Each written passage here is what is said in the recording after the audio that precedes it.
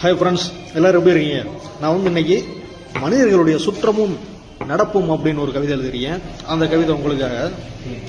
உயரம் செல்லும் உன் திறமை கண்டு பின்னால் சுண்டி விட விரலம் உண்டு.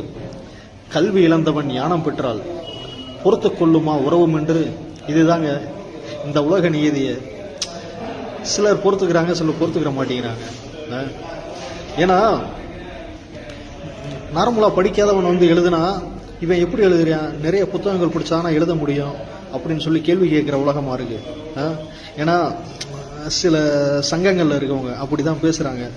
அதெல்லாம் பெருசுப்படுத்தி நம்ம எதுவுமே பண்ண முடியாது. நம்ம மனம் போன போக்கில் எழுதிக்கிட்டே இருப்போம் எவ்வளவு நாளும். அவ்வளவுதானே. ஒவ்வொரு மனிதனுக்கும் ஒரு திறமை உண்டு. கண்டிப்பா அந்த திறமையை வச்சு முன்னேற முடியும் அப்படின்றது எடுத்துக்காட்டு. எழுத்தும் ஒரு எடுத்துக்காட்டு.